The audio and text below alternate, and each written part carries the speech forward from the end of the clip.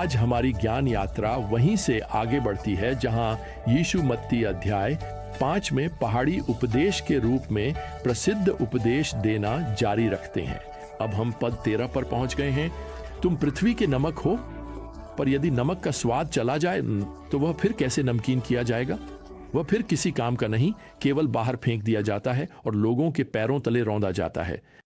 हम इतिहास से जानते हैं कि पुराने समय में नमक का उपयोग रास्तों को ढकने के लिए किया जाता था, जैसे आज हम कंकड़ या बजरी का इस्तेमाल करते हैं। अब आम तौर पर जब हम नमक के बारे में सोचते हैं तो भोजन की बात करते हैं, लेकिन मसीह के समय में नमक इतना कीमती था कि इसका उपयोग मुद्रा के रूप में भी होता था। रोम के सैनिकों को अक्सर वेतन के रूप में नमक दिया माजी जाता था, या लैटिन में इसे सालारियम कहा जाता था, जिससे आज का सैलरी शब्द बना है। आज भी हम कभी कभी ये कहते हैं कि कोई व्यक्ति अपने नमक के लायक है, यानी वह अपने वेतन के लायक है। मसीह के समय में नमक शुद्धता का भी प्रतीक था। वास्तव में गैर यहूदी लोग अपने देवताओं को नमक अर्पित करते थे। इसके चमकदार सफेद रंग ने तरह तरह की रहस्यमय अंधविश्वासों को जन्म दिया। यहां तक कि यूनानियों ने को नमक को दिव्य कहा। अब नमक का उपयोग भोजन में सड़न और खराबी को धीमा करने के लिए किया जाता था। यह एक संरक्षक था। तो यीशु अपनी उपमा में इसे भी शामिल कर रहे हैं, यह कहते हुए कि उनके शिष्य मेहनती हों, जो सच्चे और जीवित परमेश्वर का प्रतिनिधित्व करें। उनका शुद्ध ईशन जीवन परमेश्वर द्वारा एक सड़ती हुई संस्कृति को संरक्षित करने के लिए उपयोग किया जाता है। यह दिलचस्प है कि बाइबल कभी नहीं कहती कि विश्वासियों को चीनी होना चाहिए, बल्कि नमक होना चाहिए। अब इसका यह मतलब नहीं है कि हमें, आप जानते हैं, मीठा नहीं होना चाहिए, लेकिन हमारी उपस्थिति, हमारा अस्तित्व, हमारी जीवन शैली, हमारे समाज में हर उस चीज को संरक्षित करने के लिए है जो शुद्ध, पवित्र और सत्य है। अब इसके साथ ही यीशु यहां पद 14 में आगे कहते हैं, तुम संसार की ज्योति हो। जो नगर पहाड़ पर बसा है वह छिप नहीं सकता, और लोग दीपक जलाकर उसे टोकरी के नीचे नहीं रखते तो बल्कि दीवट पर रखते हैं, और वह घर के सब लोगों को प्रकाश देता है। मुझे याद है जब हमारे नन्हे बच्चों ने यह गाना गाना सीखा था, यह मेरी छोटी सी रोशनी है, मैं इसे चमकने दूंगा। मुझे लगता है कि हमें वह धुन कभी गाना बंद नहीं करना चाहिए। आप जानते हैं, यह दिलचस्प है कि यीशु ने यूहन्ना अध्याय 8 पद 12 में कहा, मैं संसार की ज्योति हूं, लेकिन यहां वह कहते हैं, हम संसार की ज्योति हैं। हम अपने अंधकारमय संसार में सुसमाचार की ज्योति से चमक रहे हैं। आप जानते हैं, लोग मुझसे हमेशा कहते हैं, स्टीवन, दुनिया तो वाकई और भी अंधेरी होती जा रही है, यह बहुत दुष्ट हो गई है, बताइए हम आखिर क्या करें? तो क्यों ना हम रोशनी जला दें। लाइट हाउस कभी भी धूप वाले दिनों के लिए नहीं बनाए गए थे, वे अंधेरे दिनों के लिए बनाए गए थे। ठीक उसी तरह आप और मैं विश्वासियों के रूप में हमें भी चमकने के लिए बनाया गया है, और वे चमक रहे हैं जैसा कि यीशु के अनुसार उनकी इच्छा थी, यहां तक कि रोमन साम्राज्य के अंधेरे दिनों में भी। बस थोड़ा सा इतिहास पढ़ लीजिए प्रियजनों। जब कलीसिया की स्थापना हुई थी, तब रोमन संस्कृति के विषम लैंगिकता का यह मजाक उड़ाती थी, उसे घमंडी और संकीर्ण मानती थी। वास्तव में उभयलिंगी होना सामान्य माना जाता था। रोमन सम्राट नीरो ने एक महिला की तरह कपड़े पहनकर एक पुरुष से सार्वजनिक रूप से शादी की थी, और इस पर जनता की ओर से कोई प्रतिक्रिया नहीं आई थी। इसके अलावा यीशु के समय में बाल वेश्यावृत्ति कानूनी थी, साथ ही नशे और अश्लीलता पूरे समाज में फैली हुई थी। शिशु हत्या भी प्रचलित थी। अगर किसी दंपति के यहाँ बेटी पैदा होती थी और वे बेटा चाहते थे, या उनका बच्चा विकलांग पैदा होता था, तो वे उसे रात में अपने घर के बाहर बरामदे पर छोड़ देते थे, ताकि सड़क पर घूमने वाले जानवर उसे उठा लें।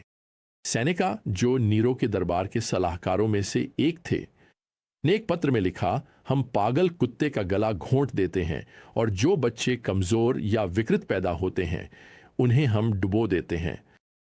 कितनी अंधकारमय दुनिया थी वह। तो मैं आपको बताता हूं, परमेश्वर ने तय किया कि वही दुनिया और वही समय नया नियम चर्च की स्थापना के लिए सबसे उपयुक्त था। वह समय रोशनी जलाने के लिए सबसे सही था, क्योंकि दुनिया इतनी अंधेरी थी। इसी के साथ यीशु अपनी व्यक्तिगत ईमानदारी और पुराने नियम की शास्त्रों के प्रति अपनी प्रतिबद्धता पर जोर देते हैं। वह यहाँ पद 17 में कहते हैं, यह मत सोचो कि मैं व्यवस्था या भविष्यद्वक्ताओं को समाप्त करने आया हूँ। मैं उन्हें समाप्त करने नहीं बल्कि पूरा करने आया हूँ, क्योंकि मैं तुमसे सच कहता हूँ, जब तक आकाश और पृथ्वी टल न जाए, व्यवस्था से एक मात्रा या एक बिंदु भी तब तक नहीं टलेगा जब तक सब कुछ पूरा न हो जाए। दूसरे शब्दों में, दुनिया में कुछ भी यीशु को शास्त्रों को पूरा करने से नहीं रोक सकता, चाहे दुनिया कितनी भी अंधेरी क्यों न हो। वैसे व्यवस्था और भविष्यद्वक्ता दोनों मिलकर पूरे पुराने नियम का उल्लेख करते हैं। यहाँ जो इयोटा और बिंदु का उल्लेख किया गया है, वे इब्रानी भाषा के सबसे छोटे अक्षर और अक्षर के सबसे छोटे हिस्से को दर्शाते हैं। दूसरे शब्दों में, परमेश्वर के वचन का हर शब्द, हर इंच, हर छोटी सी बिंदु भी सत्य है और वह सब पूरा होकर रहेगा।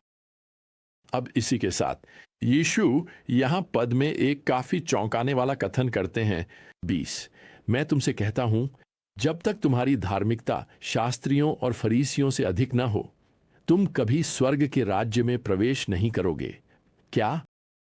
यहां हर कोई यही मानेगा कि अगर कोई स्वर्ग में जा सकता है तो वह फरीसी ही होंगे। लेकिन यीशु यहां कहते हैं, तुम्हें उनसे भी बेहतर होना होगा। और इसका सीधा अर्थ है कि कोई भी, हम में से कोई भी इतना अच्छा नहीं है कि स्वर्ग में प्रवेश कर सके। और यही सच्चा सुसमाचार है।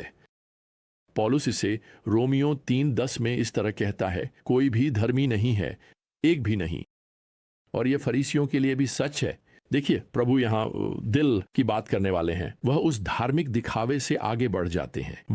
वह हमारे सभी मानवीय हृदयों में छिपी दुष्टता को उजागर करते हैं। चाहे हम अपने आप को कितना भी अच्छा क्यों न समझें, हम सब कानून तोड़ने वाले हैं। वास्तव में यीशु यहाँ इस पद में सबसे पहले दिल में क्रोध के बारे में बात करते हैं। 21, तुमने सुना है कि प्राचीनों से कहा गया था, तू हत्या न करना, और जो कोई हत्या करेगा वह न्याय के योग्य होगा। परंतु मैं तुमसे कहता हूँ कि जो कोई अपने भाई पर क्रोधित होता है वह भी न्याय के योग्य होगा। यीशु इस छठे आज्ञा का विस्तार कर रहे हैं। वह दिखाते हैं कि दिल में द्वेषपूर्ण क्रोध वह भी हत्या के समान ही है।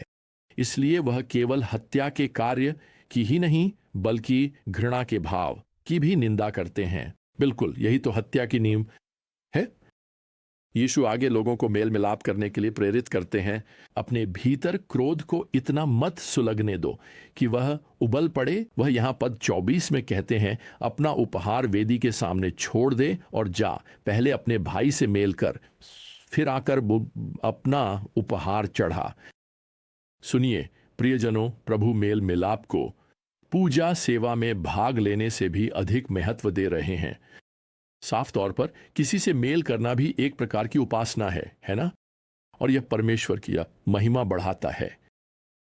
अब यीशु हृदय में क्रोध से आगे बढ़कर हृदय में वासना की बात करते हैं। वह यहाँ पद 27 में कहते हैं, तुमने सुना है कि कहा गया है, व्यभिचार न करना, परंतु मैं तुमसे कहता हूँ कि जो कोई किसी स्त्री को कुदृष्टि से देखता है वह अपने मन में उसके साथ पहले ही व्यभिचार कर चुका। आप देख सकते हैं, फरीसी यह मानते थे कि यदि आप शारीरिक रूप से व्यभिचार करने से बचते हैं तो आप परमेश्वर के साथ ठीक हैं। यीशु यहाँ मानक को और ऊंचा उठाते हैं और कहते हैं कि वासना भी हृदय में पाप पूर्ण व्यभिचार है। तो केवल इन दो आज्ञाओं के साथ वह क्या कर रहे हैं? वह हमें दिखा रहे हैं कि हम सब परमेश्वर के सामने बहुत ही दोषी हैं, ठीक वैसे ही जैसे फरीसी और धरती पर सबसे धार्मिक दिखने वाले, सबसे आध्यात्मिक लगने वाले लोग। तो हम कितने पापी हैं? खैर, बाइबल कहती है मन सबसे अधिक कपटी है, यह अत्यंत बीमार है। यिर्मयाह 17:9। हम सब पाप से बीमार हैं। वैसे हम सब पाप के कारण लाइलाज बीमार हैं। मैं आपको बताना चाहता हूं, हमें हृदय की सर्जरी की जरूरत है और हमें चाहिए कि दिव्य चिकित्सक ही यह सर्जरी करे ताकि हमारे हर कार्य और हर विचार में छुपी घृणा, क्रोध और वासना को शुद्ध कर सकें। प्रेरित पतरस जो स्वयं लिखते हैं कि यीशु ने हमारे पापों को अपने शरीर में क्रूस की लकड़ी पर उठा लिया, उनकी पीड़ा और मृत्यु के द्वारा हमें चंगाई मिल सकती है, हमारे हृदय शुद्ध किए जा सकते हैं। यही हमारे क्षमा पाने की एकमात्र आशा खोरखास है। यही हमारी एकमात्र आशा है कि एक दिन हम स्वर्ग में प्रवेश कर सकें। तुम्हें मसीह के पास आना ही होगा, यूं ही तुम्हें यह स्वीकार करना होगा कि पाने तुम पापी हो। असल में तुम यह अभी भी कर सकते हो। तुम एक बहुत ही सरल प्रार्थना कर सकते हो। हे प्रभु, मैं अभी स्वीकार करता हूं कि मैं पापी हूं।